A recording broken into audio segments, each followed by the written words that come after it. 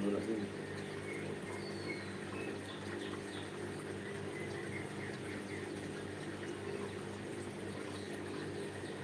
Wa itu ta'luma wa ta'lima wa nuntura wa tanfira wa nafa wa indifa wa lifaru wa istifada wa asara tunasuki bi kitabillah bi sunnati rasulillah ibtirra wa jillah bi qurbih wa sawabih subhanahu wa ta'ala. Alhamdulillah ilaihi sultan al-wali al-burhan al-maqsud bi karam wa ihsan. اللهم صل على نور الانوار وسر الاسرار وكليات الاجيال مفتاح باب الجسر سيدنا ومولانا محمد المختار وعلى الاختار واصحاب الخيار عدد نعم الله والاكبار بعد. Alhamdulillah. Pada kesempatan yang mulia ini kita akan membuka kitab Musawi yang dikarang oleh ulama besar, al-alim, al-faqih Habib Zain bin Ibrahim bin Ismail.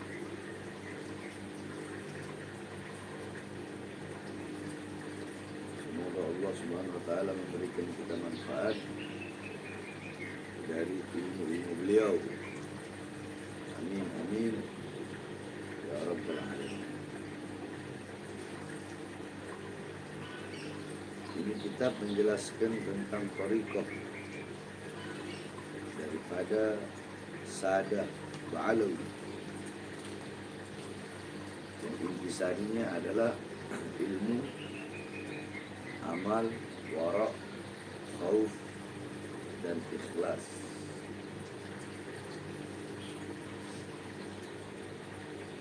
Bab pertama tentang ilmu, amal, bab kedua amal, tiga wara', keempat khauf, bab kelima tentang ikhlas. Beliau banyak juga mengambil dalil-dalil ini dari kitab-kitab as-salafun as-salih, kitab-kitab salaf seperti Ihya Ulumuddin, Hidayatul Hidayah, Masalihul Diniyah, kemudian Syiarul Alam An-Nubala, kemudian Tabaqat Asy-Syafi'iyah, kemudian hadis-hadis yang beliau letakkan ada dari Kutubus Sittah, Tirmidzi, Bukhari, Muslim, Tirmidzi, Sunan Ibnu Majah, Nasa'i, ada juga dari Al-Muwatta, kitab hadis Al-Imam Malik, dan banyak sekali maraji' yang beliau letakkan di dalam kitab karangan beliau.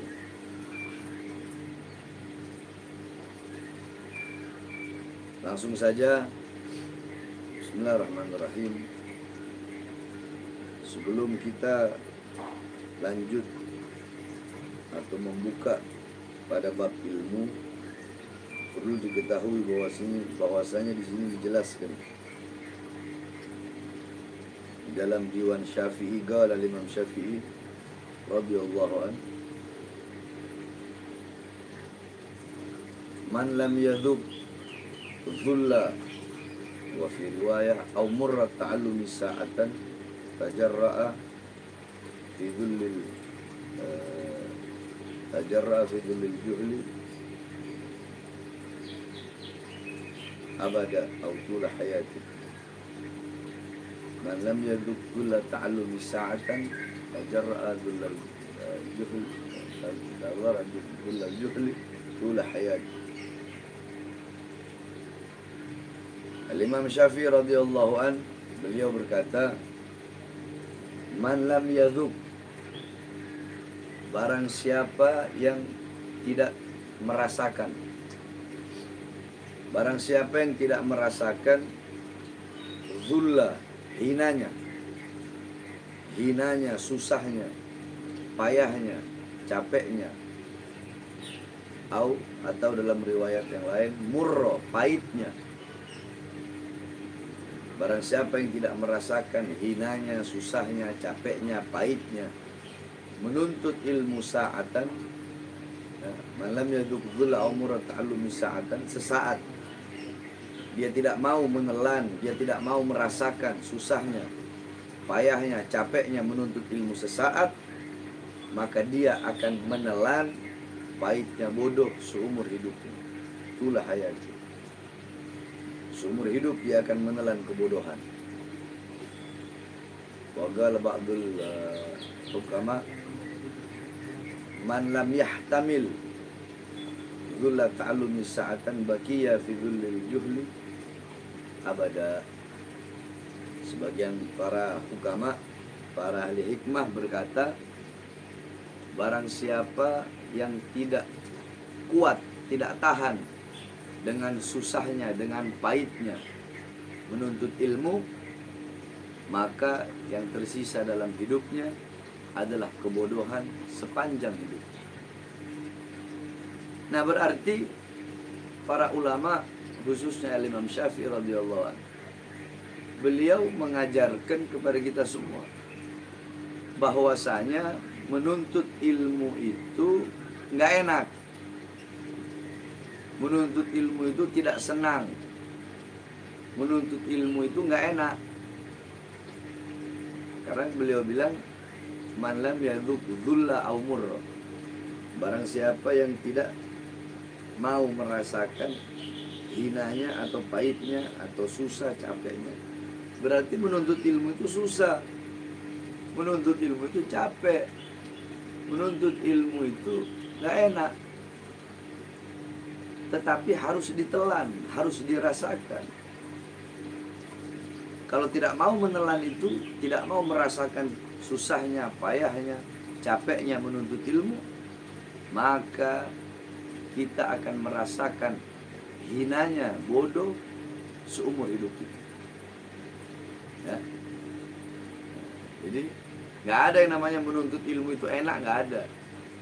Menjadi santri enak itu nggak ada. Lihat bagaimana para ulama-ulama zaman dulu ketika beliau-beliau menuntut ilmu, susahnya, payahnya, capeknya, mujahadahnya, riyadhahnya, bersungguh-sungguhnya beliau-beliau di dalam menuntut ilmunya Allah Subhanahu wa taala. Seperti dijelaskan dalam Manaqib Asy-Syaikh Abdul Qadir Jailani radhiyallahu an, beliau ketika menuntut ilmu dulu pernah saking kelaparan, saking laparnya beliau merangkak di padang pasir dan memakan pucuk-pucuk daun. Beliau lapar ketika menuntut ilmu, susah, payah, capek. Dijelaskan juga Al-Imam Jarir ibn Hashim radhiyallahu anhu, ketika beliau menuntut ilmu selama 18 tahun, dalam riwayat lain 15 tahun, beliau menulis, mencatat, belajar di bawah cahaya bulan. Kenapa? Tidak punya uang untuk beli lampu, tidak punya uang untuk beli lentera, sehingga cahayanya itu beliau pakai cahaya bulan. Selama 15 tahun beliau belajar di bawah cahaya bulan. Susah, payah, capek. Al-Imam Syafi'i, beliau sendiri bukan dari keluarga kaya, bukan dari keluarga yang berada, sehingga ibu beliau tidak memiliki uang untuk membelikan beliau itu, kalau zaman sekarang ibarat kata kertas, zaman dulu itu pakai kulit. Sehingga Imam Syafi'i, beliau berjalan keliling untuk mencari tulang belulang, tulang kambing, tulang sapi, tulang onta, yang dimana tulang-tulang itu beliau pakai untuk menulis. Karena apa? Karena keterbatasan. Beliau tidak punya uang untuk membeli kulit untuk menulis ilmu, sehingga beliau mencari tulang-tulang, beliau gunakan untuk menulis. Sampai-sampai dijelaskan dalam manaqibnya bahwasanya Imam Syafi'i, rumah beliau penuh dengan botol-botol yang diisi di dalamnya terdapat tulang belulang, tulisan-tulisan beliau. Sehingga Imam Syafi'i itu kalau tidur seperti ini. Kenapa seperti ini kalau tidur? Karena semua itu isinya adalah, rumah beliau itu semua adalah tulisan-tulisan beliau. Jadi susah, capek, nggak ada. Orang menuntut ilmu itu enak, nggak ada. Orang menuntut ilmu harus siap capek, siap susah, siap lapar, siap pahit. Dia harus menelan pahit.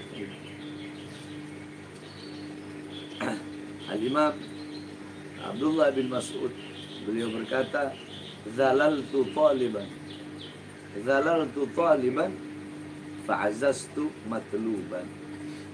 Zalaltu taliban, aku hina ketika aku menjadi pencari ilmu. Ketika aku menjadi pencari ilmu, aku hina. Fa'azaztu matluban, kemudian aku menjadi mulia ketika aku menjadi orang yang dicari ilmu. Ketika aku menjadi pencari, aku hina. Tapi ketika aku menjadi orang yang dicari, aku mulia. Ketika beliau menjadi pencari ilmu, beliau hina. Zalaltu taliban. Setelah beliau menjadi orang yang dicari ilmunya, fa'azaztu, beliau menjadi orang yang mulia. Ya, ini menuntut ilmu capek.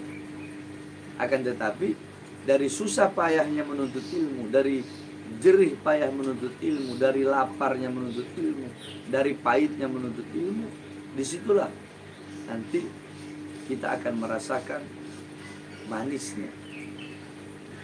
Man lam yaduk murro, pahit. Kita sudah menelan pahit, nah, maka kita akan mendapatkan manis atau buah daripada ilmu tersebut. Sama seperti ketika kita ingin menikmati keindahan puncak, maka kita harus rela sakit, rela capek menaiki puncak tersebut. Untuk apa? Untuk menikmati keindahan puncaknya. Ketika kita sedang menaiki puncak itu, gunung, kita lelah, kita capek, kita berkeringat. Tapi ketika sudah sampai di atas, hilang semuanya. Kita bisa melihat, menikmati pemandangan yang indah. Ketika kita ingin mendapatkan mutiara yang indah, maka kita harus apa? Harus basah, harus menyelam, harus mencari mutiara tersebut. Sehingga ketika kita dapat mutiara tersebut, bisa kita jual dengan nilai yang mahal, bisa kita taruh, bisa kita pajak. Kayu gahru itu adalah kayu yang dimana kalau kita cium tidak ada baunya. Tetapi ketika kayu gahru tersebut bercumbu dengan bara, dia rela menahan panasnya bara api. Sehingga dari itulah keluarnya apa? Keluarnya bau yang wangi. Nah, begitulah para penuntut ilmu. Susah, capek, letih, payah, lapar, nggak tidur, mutola'ah, mumarosah, murojaah. Tetapi nanti dia akan mendapatkan hasil daripada apa yang dia telah rasakan dari pahit menuntut ilmu tersebut. Jadi nggak ada orang menuntut ilmu itu enak, nggak ada. Kita orang dulu waktu menuntut ilmu itu saking kalau lagi mau mutola'ah, mengulang-ulang pelajaran, kita orang ketiduran, itu kadang cabe kita apa namanya, cabe itu kita ulek. Ya, waktu itu masih susah kita mau beli balsem. Cabe kita ulek, kita ambil cabe, kita taruh di bawah mata. Agar apa? Agar kedua mata kita selalu terjaga untuk mutola'ah, untuk pelajaran. Oleh karenanya, jadi kalau mau menuntut ilmu ya harus siap susah, siap capek. Zaman sekarang udah enak. Apa enaknya? Enaknya udah ada teknologi canggih. Orang bisa menuntut ilmu zaman sekarang, udah ada kendaraan, ya, banyak pondok-pondok pesantren, tidak perlu berjalan kaki. Al-Imam Malik radhiyallahu anhu, beliau menelusuri, beliau berjalan itu, beliau menuntut ilmu, sampai menuntut ilmunya beliau hampir hampir seluruh belahan bumi beliau seberangi untuk apa? Untuk menuntut ilmunya Allah Subhanahu wa taala. Itu Imam Malik. Kemudian Imam Bukhari pernah melakukan perjalanan selama 1 tahun. Melakukan perjalanan selama 1 tahun. Hanya untuk apa? Hanya untuk mendapatkan, mencari ilmu. Apa ilmu yang beliau cari? 1 hadis sahih. Hanya demi 1 hadis sahih yang merupakan ilmu, beliau rela melakukan perjalanan selama 1 tahun. Dalam kitab Inbahur Ruwat ala Anba'in Nuhat dijelaskan bahwasanya ada salah satu ulama, yang dulu ketika beliau menjadi penuntut ilmu, kalau beliau mau ngaji di tempat gurunya, itu beliau tidur di kandang, kandang peternakan gurunya. Jadi gurunya tuh punya kayak kandang-kandang kuda, kandang-kandang kambing. Nah, si murid ini tidur di kandang tersebut. Susah, capek dia rela menahan bau kotoran kandang tersebut. Demi apa? Demi mendapatkan ilmu. Ada lagi seorang santri yang dimana dia ketika mau pergi ke tempat gurunya, dia harus melewati lorong, masuk ke dalam gang lorong yang makin hari makin lorong itu dalam tanah, makin hari makin sempit. Ketika dia keluar dari lorong tersebut, semua kulit-kulitnya sobek. Demi apa? Demi mendapatkan ilmu. Sekarang kita udah enak, orang mau menuntut ilmu lewat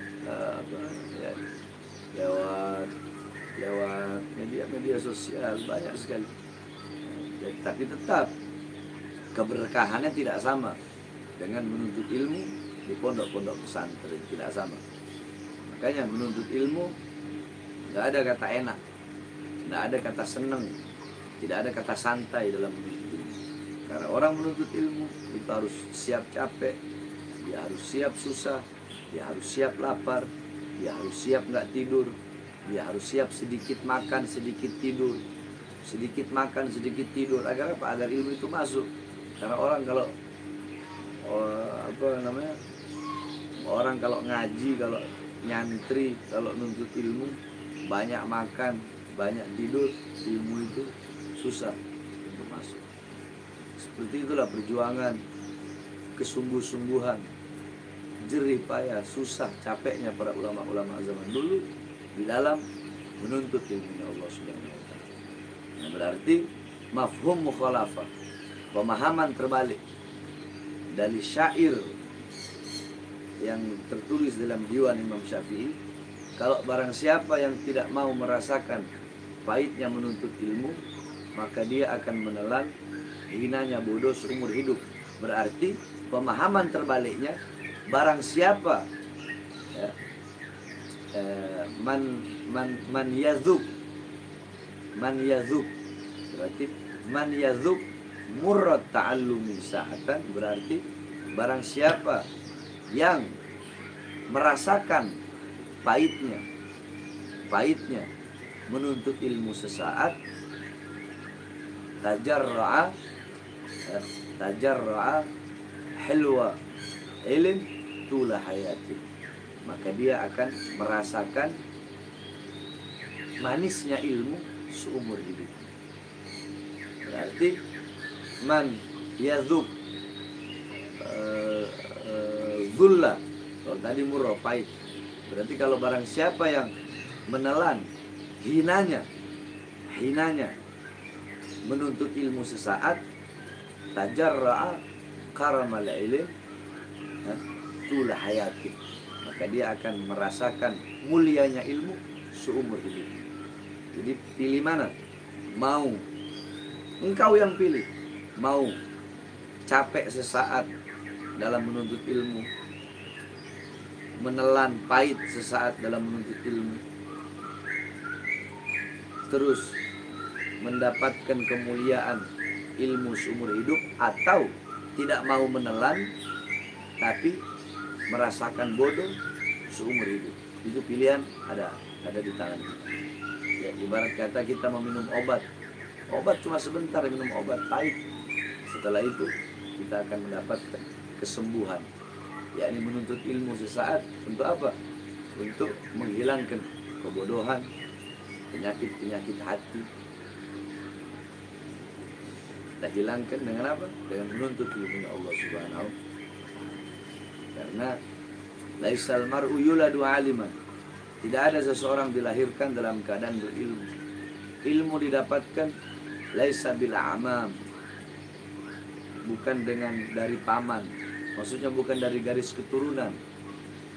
Ilmu didapatkan bukan dengan harta, bukan dengan pangkat, bukan dengan jabatan. Tidak ada orang lahir dalam keadaan berilmu. Ada orang punya bapak, bapaknya orang berilmu, kakeknya orang berilmu. Kenapa bapaknya berilmu? Kenapa kakeknya berilmu? Karena belajar. Walaupun bapaknya orang alim, kakeknya orang alim, kalau dia tidak menuntut ilmu, maka dia tidak bisa menjadi orang alim. Laisal mar'u yuladu alim. Tidak ada seseorang yang dilahirkan dalam keadaan berilmu. Bahkan Nabi Muhammad pun beliau menuntut ilmu.